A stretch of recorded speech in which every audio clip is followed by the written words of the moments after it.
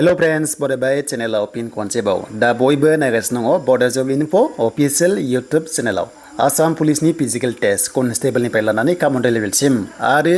forest डिपार्टमेन्टनि physical test आसामनि आरो BTC साख्रि दा मोजां बेनिफिट्सआ बेनो जायफ्रा आसाम पुलिसनि थाखाय प्रेक्टिस खालामगासिनो दङ आं बाव गासिबो डिटेल्सखौ खोन्थागोन जायफ्रा चैनलाव गोदान साबस्क्राइब खालामना ला जाहाथे लेटेस्ट साख्रिनि आपडेट नोंथांमोना बर' रावजोंहाय मोननो हायो दा जोङो BTC खौ नायग्रोनोसै BTC खौ जोङो कन्टेन्टखौ थाब फोजोबगोन बिनि उनाव जों थांगोन आसाम स्टेटआव दे दा गोबाव खालामा जों थांनो पर्टेलाव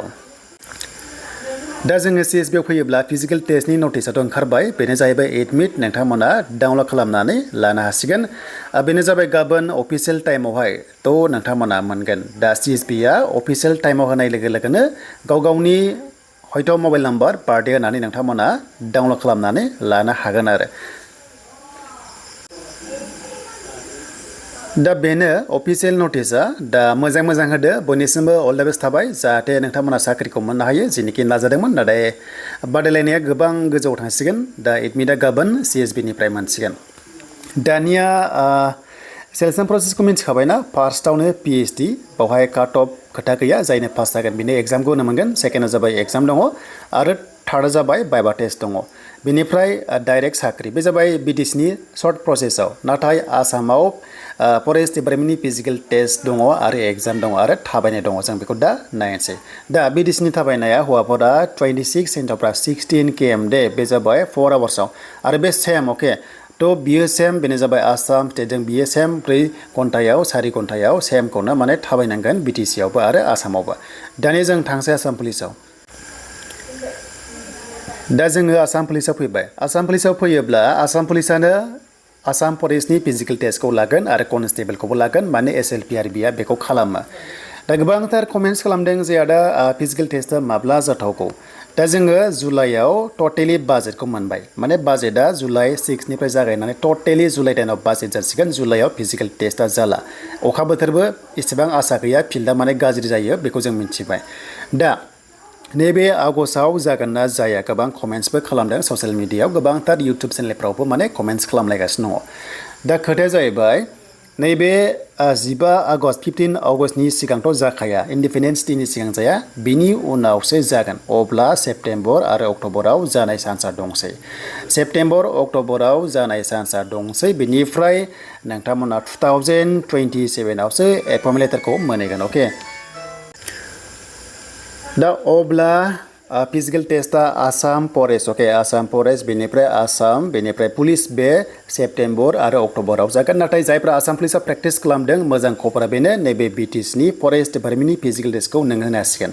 आरो नों इजिलि क्वालिफाइड खालामनांगोन मानोना पुलिसाव प्रेक्टिस खालामग्राफोरा आरामसे हाखागोन माने खोथाया जाहैबाय 3200 मिटार्सखौहाय खारगासिनो दङ 1600 मिटार्सखौहाय प्रेक्टिस खालामगासिनो दङ नङा होमबा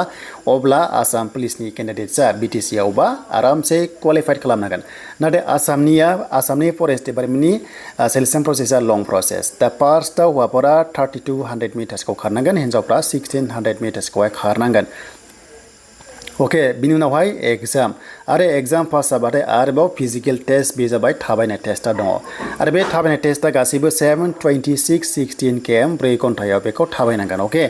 एन्ड बेखौ थाबायखांनायनि उनावसो आरोबाव लास्टआव भाइभा टेस्ट जागोन आसाम फरेस्टआ अके दा बे आरो लं प्रसेस आसामनिया बेखायनो BTC ना मोजां जे फार्स्टआव फिजिकल टेस्ट एग्जाम आरो भाइभा टेस्ट बेनिफ्राय एपइन्टमेन्ट लेटार दा बुजिबाय बाथ्राया जे फिजिकल टेस्टआबो आसाम पुलिसना सेप्टेम्बर अक्ट'बराव जागोन बेखायनो प्रेक्टिस खालामबाय था आरो मोजां खबरा बेनो 5 इयार्सआव 25,000 माने आसाम पुलिसाव पस्टखौ होगोन होननानै बिथांमोना एनाउन्स खालामखानाय दङ नाथाय बे नङा जे कन्टिनिउ 25,000 भेकेन्सि होगोन बे नङा दानि एप्लाइ जाखानाया 6,000 नि खाथियाव दङ दे बे जाहैबाय माने जाग्रोगोन आरो अके एन्ड बेनिफ्राय आसाम पुलिसाव ग्रेड 4 पस्ट दङ बिनिया खालि इन्टारभिउल' बाहाय खुनु फिजिकल टेस्ट गैया स्किल टेस्ट आरो इन्टारभिउ जानानै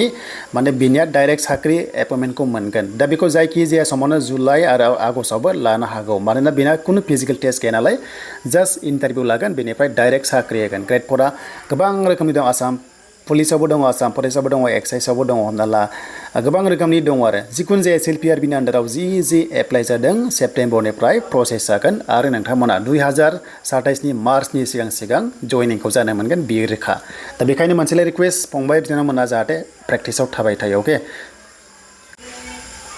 दानि जों फैबाय एसआई तो एसआई लेभेला खिन्थु एग्जामा जागोन अके एग्जामा जाग्रोगोन बिथांमोना एग्जाम जागोन नालाय एग्जामसो बेबो आगस्टनि गेजेरावनो एग्जामा जानो हागौ मानोना बे जाहैबाय एग्जामासो फार्स्ट नालाय एग्जाम जाखांनानैसो फिजिकेल टेस्ट बेनिफ्राय भाइभा टेस्ट खालामो आरो कामान्ड' पस्टआ बारायगोन ना बाराया दा बे बारायनाय चान्सआ दङ मानोना सिएम बिथाङा बुंनो जे मोननै गोदान बेटेलियन माने क्रिएट खालामगोन होनना बुंदों गोदानै 2 बेटेलियन क्रिएट खालामगोन होनना बुंदों अब्ला खालामबाथाय कामान्ड' पस्टआ बारायनाय चान्सआ दङ एबि कामान्ड' बेनिफ्राय कनस्टेबल जिनोखि बेटेलियन कामान्ड' दङना एसआई बेनिफ्राय थ' बियो पस्टआ लासै लासै बारायनोबो हागौ दा बेखायनो जायफ्रा एप्लाइ खालामना दोनदों प्रेक्टिसाव थाबाय दा पस्ट बारायनाय बाराय खोथा गैया जास्ट प्रेक्टिस खालाम समजों लोगोसे बारायबाथ' जोबोर मोजांनि खोथा दा बेनो आसाम पुलिसनि थाखाय आं भिडिअ खालामबाय जाहाथे बयबो एसेब्लाबो गोसोखौ मोजां मोनो दा बेल' आरो बांद्राय हेभि प्रेक्टिस खालामालासिनो जाहाथे प्रेक्टिसखौ समजों लोगोसे गोरोबनानै खालामबाय था नङाबा